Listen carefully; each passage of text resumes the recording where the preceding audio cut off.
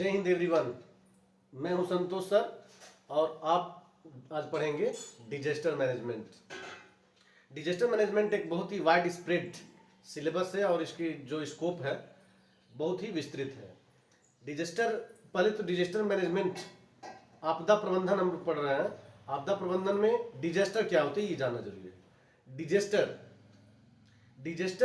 is a serious event that causes widespread disruption and loss of life, property or the environment।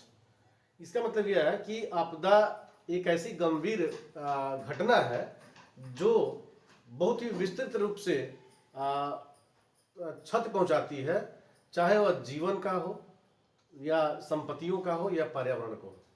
तो आपदाओं को किस तरह से प्रबंध किया जाए, किस तरह से उसके प्रभाव को कम किया जाए, इसी को जब हम पढ़ते हैं, जानते हैं कि इसको कंट्रोल कैसे किया जाए, इसके जो लॉस है उसको कम किया कैसे जाए, वही क्लास आज हम लोग लेकर चलेंगे।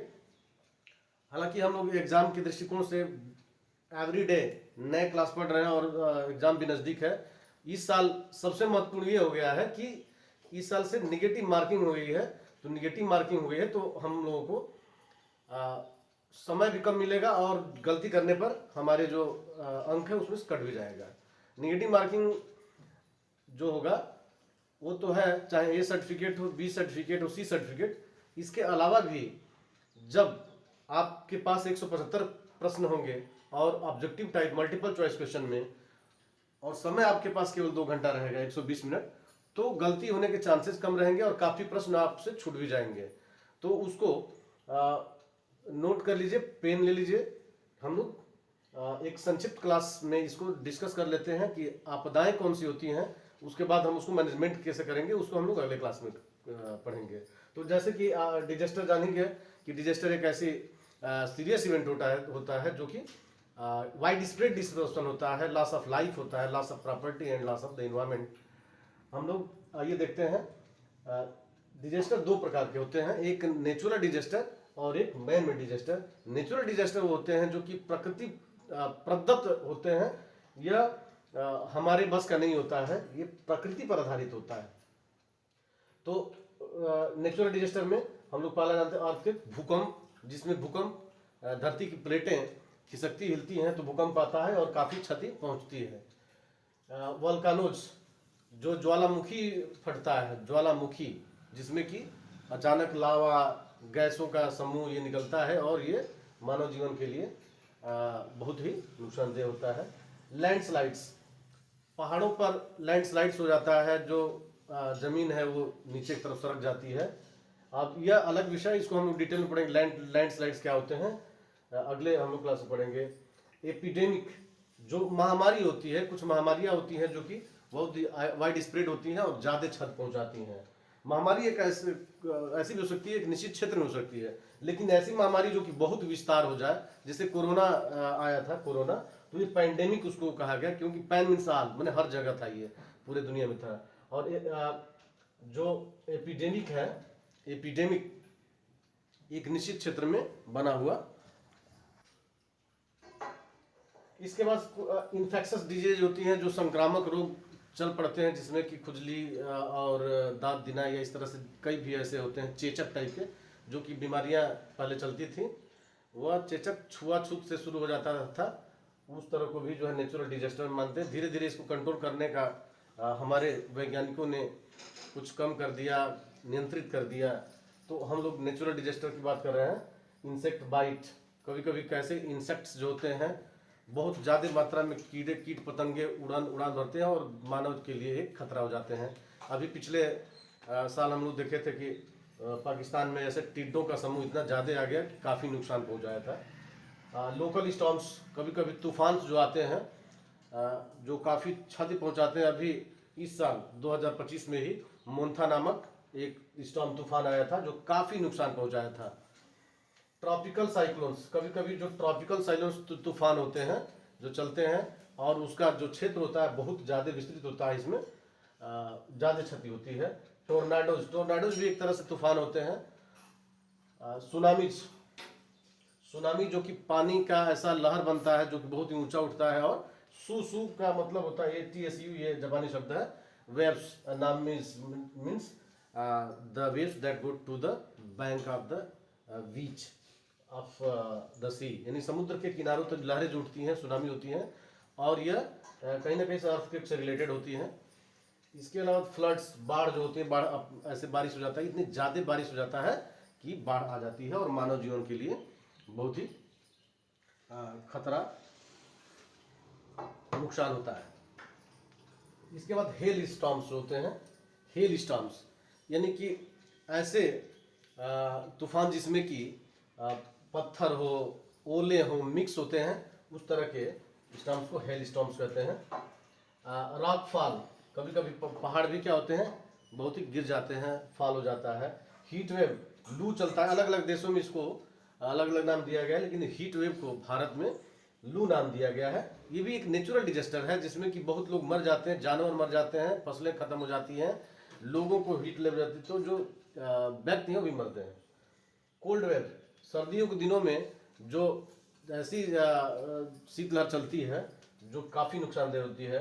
ड्राट, सूखा, ऐसा भी आता है कि सूखा पड़ जाता है और बहुत लोग अपना जान गंवा देते हैं, तो इसे ड्राट कहते हैं। फॉरेस्ट फायर, दावानल, यानी कि जो जंगल की आग होती है, जंगल की आग लग जाती है, काफ़ी नुकसान होता है, पर्यावरण के लिए नुकसान होता है, लोग उसमें जानवर जो भी जीव जंतुओं को नुकसान हो जाता है, बस्तियां जल जाती हैं। पिछले साल हम लोग देखे थे अमेरिका में जो यह फॉरेस्ट फायर के कारण कितने लोग बेघर हो गए, जलकर राख हो गया। तो इस तरह से हम लोग नेचुरल डिजास्टर की बात कर लिए। नेचुरल डिजास्टर फिर से दोहराते हैं, जो कि प्राकृतिक आपदाएं होती हैं। अब इन प्राकृतिक आपदाओं को कंट्रोल करने के लिए अलग अलग डिजास्टर मैनेजमेंट है। और फिर हम लोग दूसरे तरफ आते हैं, मैन मेड डिजास्टर, यानी कि मानव निर्मित जो आपदाएं होती हैं वो कौन कौन सी होती हैं। कहीं ना कहीं से मानव क्या करता है कि ऐसा खोज कर लिया कुछ, लेकिन उसके मैनेज में दिक्कत आती है तो वो नुकसान होता है। फायर, आग लग जाती है, बिल्डिंग में आग लग जाती है, कहीं ऐसे जगह आग लग जाती है जिसमें कि बहुत ही क्षति हो जाती है, बहुत लोग मर जाते हैं।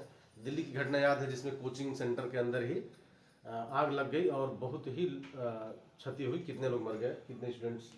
बिल्डिंग कोलैप्स, कभी कभी जो बिल्डिंग्स होती हैं, जो इमारतें होती हैं, ध्वस्त हो जाती हैं, अनायास ही वो गिर जाती हैं, तो उसमें बहुत लोगों को नुकसान हो जाता है, बहुत जानें चली जाती हैं। तो इसको बिल्डिंग कोलैप्स ये मानव निर्मित है, न ये मानव बिल्डिंग बनाता है न गिरती, इसलिए मानव निर्मित आपदा इसको श्रेणीबद्ध किया गया है। इंडस्ट्रियल हजार्ड्स, औद्योगिक जो नुकसान होता है, औद्योगिक कैसे इंडस्ट्री लगा दिए, कंपनी लगा दी, फैक्ट्री लगा दी, उसमें गैस लीक हो जाती है, कितने लोग मर जाते हैं। अभी भी भोपाल गैस जो ट्रेजिडी है उसको याद किया जाता है, भोपाल गैस ट्रेजिडी, जिसमें कि ऐसी गैस लीक हो गई जो कि हजारों लोग मर गए। ट्रांसपोर्ट एक्सीडेंट्स भी मानव निर्मित आपदाओं में आता है। ट्रांसपोर्ट में रेल रोड, रोडवेज, एयरवेज, 3 प्रकार के इसके जो आपदाएं ट्रांसपोर्ट एक्सीडेंट्स है। देखते हैं कभी कभी ट्रेन दुर्घटनाग्रस्त हो जाती है, बहुत लोग मर जाते हैं, तो ट्रांसपोर्ट एक्सीडेंट्स में इसको सूचीबद्ध करेंगे। रेल रोड हो गया, रोडवेज हो गया, जो सड़क दुर्घटनाएं होती है, बसें टकरा जाती हैं, खाई में गिर जाती हैं, तो नुकसान होता है और ये क्षति होती है। एयरवेज एक्सीडेंट्स होता है, अभी अहमदाबाद में एयरप्लेन क्रैश हुआ था जिसमें कि कितने लोग जाने चली गई थी। यह ट्रांसपोर्ट एक्सीडेंट्स का एक सीधा जीता जागता उदाहरण है, एग्जाम्पल है। इसके बाद स्टैम्पीड, भगदड़, कभी कभी ऐसे जलसा होता है, ऐसे समूह इकट्ठा हो जाते हैं कोई, जिसमें कि भगदड़ हो जाती है और एक दूसरे को कुचल देते हैं और कितने लोग मर जाते हैं, ऐसी घटनाएं होती रहती हैं। राइट, दंगा, जो दंगा हो जाता है, कभी कभी ऐसे दंगे हो जाते हैं, धर्म के नाम पर दंगे हो जाते हैं, जिसमें कि बहुत ही लोगों का जान चला जाता है। तो इसको मैनेज करने के लिए हमारी सरकार ने प्रयास करती है कि ऐसे घटनाएं न हो, और हो भी तो उसको हो जाए गलती से, तो उसको किस तरह से मैनेज किया जाए, इसको हम लोग डिजास्टर मैनेजमेंट के पूरे जब सीरीज चल रही है क्लास पढ़ेंगे तो हम लोग जानेंगे। टेररिस्ट अटैक्स, जो आक्रमण होते हैं, टेररिस्ट का आक्रमण, जिसमें कि आतंकवादी आक्रमण होने पर बहुत ही लोग अपना जान गंवा देते हैं, यह सीधे सीधे मानव निर्मित आपदा है। मनुष्य अपने स्वार्थ के लिए ये सब करता है और कहीं ना कहीं से लोगों की जान चली जाती है। तो और प्रॉपर्टी, इन्वायरमेंट, ये सब चीज़ें जो है हमने देख लिया कि आज के आपदा प्रबंधन क्लास में। फिर अगले क्लास में हम लोग फिर एक नया लेकर आएंगे। आप जुड़े रहिए, बने रहिए। और जो मेरे द्वारा ये कंपाइल्ड एंड रिटन बाई एनो संतोष सर किताब लिखी गई है, आप इसको मंगा सकते हैं। पीडीएफ में चाहिए तो पीडीएफ मिल जाएगा, और यह आपकी परीक्षा के लिए बहुत ही उपयोगी है। तो आज इतना ही रहने देते हैं, फिर अगले क्लास में हम लोग मिलेंगे। तब तक के लिए जय हिंद।